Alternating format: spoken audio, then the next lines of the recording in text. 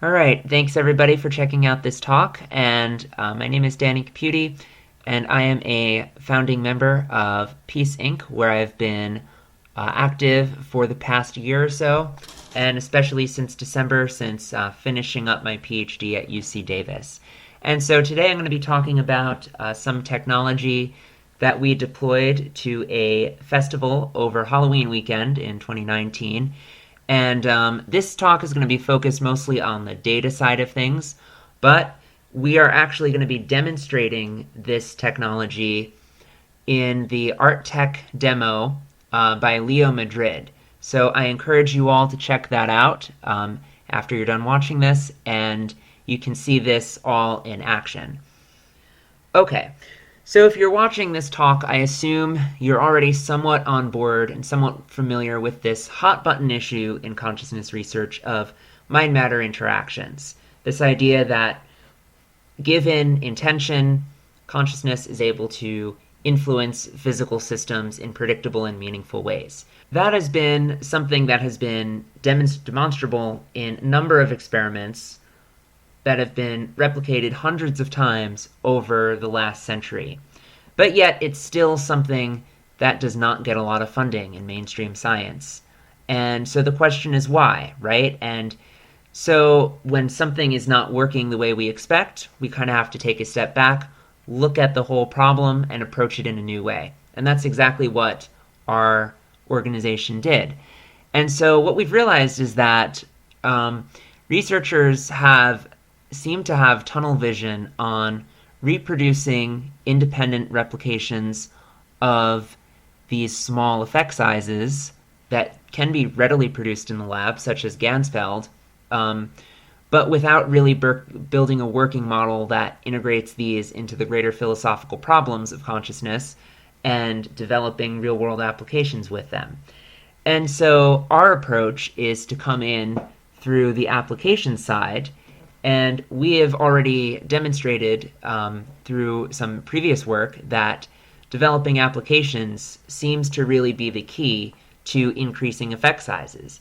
And then from there, the rest of this problem goes away. And so how do we do that? Because understandably, that's a pretty big claim if we're saying, hey, we have a way for you guys who are interested in this field, new researchers interested, to get funding. But basically what we're doing is we're taking a very simple feedback loop here that's really been known about. And this is something that will probably make intuitive sense. You have a person or an individual or a group of people who are paying attention on some physical system by which they can influence. Now, normally that physical system takes the form of a line on a page in the form of a graph that goes up or down, the intensity of a single light, something like that. That's driven by non-random event detectors, which are electron tunneling devices that use the quantum avalanche effect to produce raw zeros and ones, so computer bits basically. Using that, when the attention is on the system, the effect size of the mind-machine interface increases, and so on and so forth. But if this is really a feedback loop, in the sense of this being a closed feedback that will exponentially increase the effect sizes with more and more attention, then how come that hasn't been observed in the lab? And the reason we think that this has not really been observed in its full potential to be really a feedback loop to drive these effect sizes up is because these experiments are missing the local aspect of the effect. Now, the event detectors that are being influenced can be non-local. They can be in another state. But if the interface is local, the way to kick this feedback loop into overdrive really is to scale up this local interface that an individual or a crowd is looking at.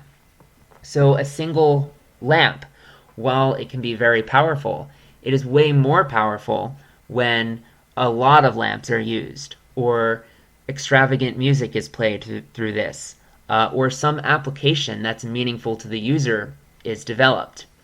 Anything of that sort we've observed to be able to kick this feedback loop into effect. And I'm going to demonstrate that with the data from this experiment. And so the algorithm, there obviously has to be some algorithm between these non-random event detectors and this interface. And so to translate that into whatever it is an individual is interacting with, an individual or group, that is. And so what we found is that the algorithm should make it so that this application works well even under the Daniel Dennett view of consciousness, that none of this mind-machine interface is even possible, let alone consciousness being a real thing. But it should also work notably better with consciousness so as to encourage this entanglement to occur. And we're looking at ways right now to turbocharge this feedback loop with machine learning and a quantum computer called the D-Wave. And so what we actually claim to have built here is the world's first usable hybrid quantum computer that functions at room temperature and in a tabletop environment. And the way we're doing that is by using these non-random event detectors to basically program with our consciousness in this meaningful way, such that we get an effect size that's large enough to actually do computing with, and entangling it with a quantum computing platform. That part is not really the focus of this talk, but that aspect will be featured in the Art Tech demo of Leo Madrid. Okay, so what you're looking at here is really what drew me in to this startup. And so this work of art here is was made by Leo, the other founder, and basically what it is 10 Celeron mind lamps that are independent from each other. So each one of these are being controlled by their own non-random event detectors. They're not communicating with each other, so at pretty much any given time it should look like this.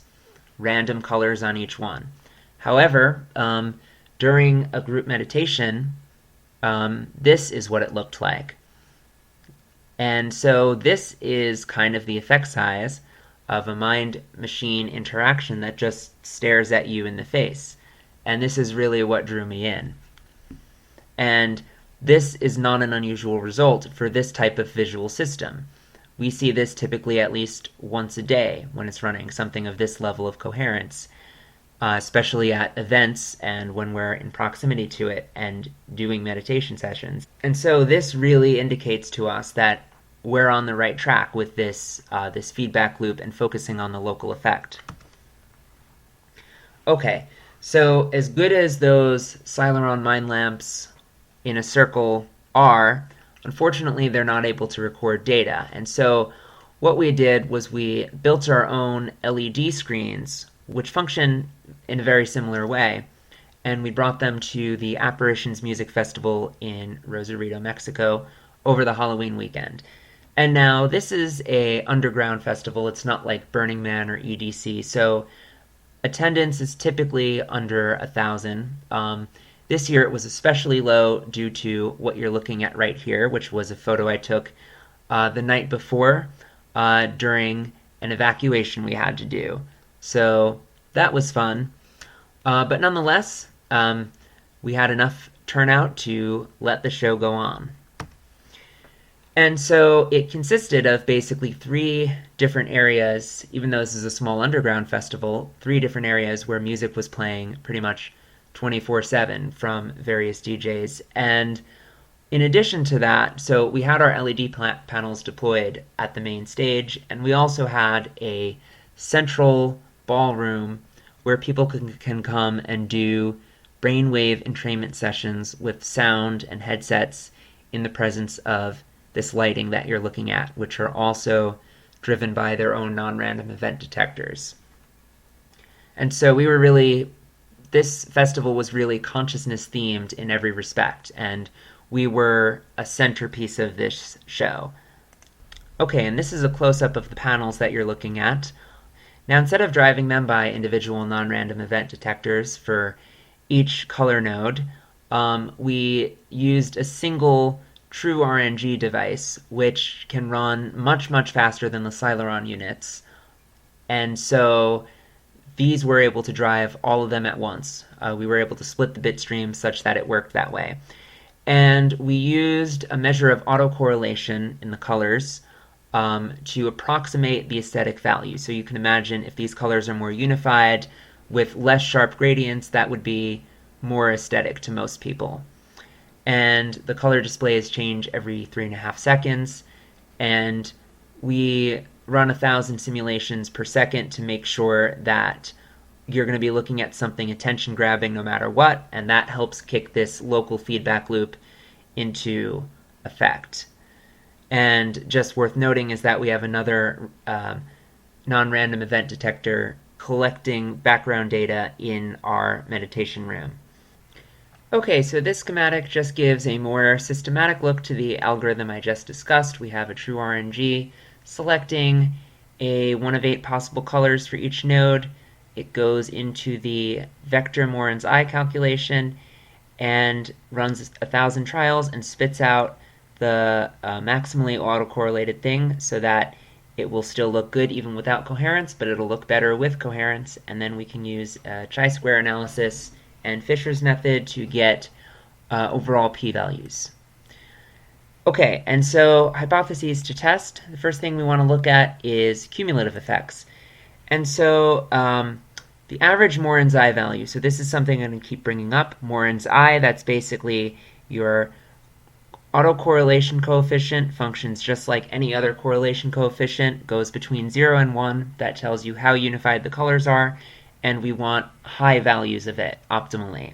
That corresponds to more aesthetics. And so just if we look at the average Moran's eye, we see that we do not get a significantly greater than chance degree of autocorrelation averaged throughout the whole festival. Further, we looked at the raw bytes for comparison with some traditional experiments with these devices that have been done at other events looking for field consciousness effects. What we find is that both the REG from the panel that drive the panel, which you see here in red, and the one running in the meditation room both terminate within the envelopes of chance expectation. However, the trends are a little more striking. The one driving the panel has some significant trends in both direction, while the one in the meditation room just kind of stays at baseline. Now when we combine the two bit streams, the one driving the panel and the one in the meditation room, and we do a chi-square analysis between those, we end up with a significant result at the end when comparing the two. P-value of about 0.03 at the end of the festival. And this part's exploratory here, but if we just look at 4 a.m. Monday onward, at the very end, we have a very striking upward trend. And this is consistent with some previous observations that my colleague had at prior events, where this state of coherence is typically observed towards the end of festivals and during the cleanup. Okay, and so this is the real meat of what we're trying to test here, because it's one thing if we can show coherence on average, but what we really want to see is if you have coherence that correspond to real-world events. And those two are not mutually exclusive. And as far as this hypothesis played out, this could not have gone better, in my view. So I'll start out by explaining the left half of this graph first, up to that red line. You see this is pseudo-random number generator data that we had it running in, the panels running in, and that was an accident, but it ended up being something we were able to use later. But for this analysis, we're only concerned with once we switched it over to the true RNG mode, starting at about 4:30 a.m. on that first night. Looking from that red line to the right, there were 3 notable events that occurred. One of them was Troy Pierce, our first headliner, ending his set, and that was right after we switched modes. Another one was our other headliner, Alexi Delano, on stage. Now those events correspond to the first spike you see, the first very big spike after the red line, and the final 3 spikes towards the end. Those were some of the biggest spikes of coherence we had during the whole show. And The big spike you see in the middle corresponds to a brainwave entrainment session that me and my colleague did on stage right in front of the lights as a demonstration. And I didn't have this experience, but my colleague said it was a very profound experience of entrainment with the machine in front of him. And so we used that as one of our 3 events that we specified in advance for looking for spikes, and sure enough, it all played out almost like clockwork. And so if we come here and look at the Bosch 2006 meta-analysis of a whole bunch of experiments that have been done with these electron tunneling devices, if we go back to our original stated goal of increasing effect sizes, it looks like we have basically accomplished just that. If we look at our effect size and compare that with the others that have been done, we're greater than about 90% of the others that exist in the literature, and almost all of them given our sample size. So that's a good sign that we're on the right track. Okay, and then the last question we might ask is, does the effect scale with crowd size, the number of people looking at the panels? And the answer is yes, it does. So we took observations of basically the number of people on the dance floor at single points in time, and then I looked at a 15-minute sliding window around that with all the Moran's-I values in that 15-minute sliding window that change every 3.5 seconds.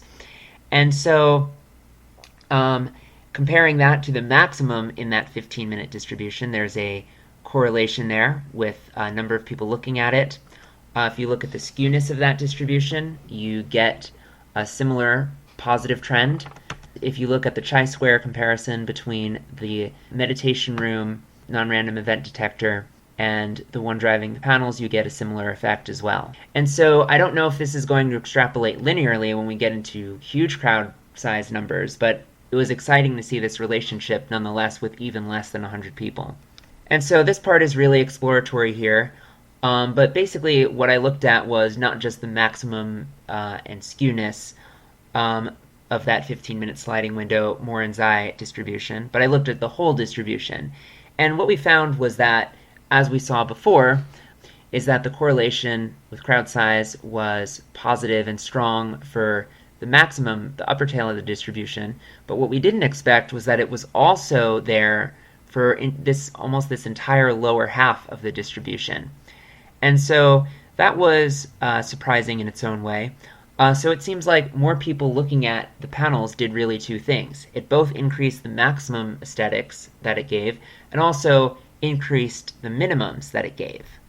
So that was interesting, and what was really interesting is the pseudo mode gave nearly an identical pattern. Not as statistically significant or as striking as with the true RNG, but nonetheless we have a band of significant correlation at the top and bottom ends of the distribution. Okay, so the conclusions from this field study is that there's a huge public demand for this type of technology, which can produce experiences of feeling at one with a local machine interface, which is itself functioning as an extension of our local consciousness, propagated by the feedback loop we discussed. Field consciousness can amplify in the presence of this interactive local interface, and it provides a testable model for individual and collective consciousness. And so we're kind of in the rapid development phase right now, not just with light and sound, but putting this into other innovations and applications and using the same feedback loop that increases mind-machine interface effects, which are connected to our supercomputer hub. And so I'll use this opportunity again to cross-reference the Art Tech demo by Leo Madrid, and I'm featured in that video as well, and we will discuss this stuff at greater length. Okay, so I don't think I need to convince anyone here that there's an urgency for a fully scaled industry of this type that wages new technology around peace. And so our real success is going to be if we manage to start a movement and succeed as a model around further innovation of consciousness-driven technology.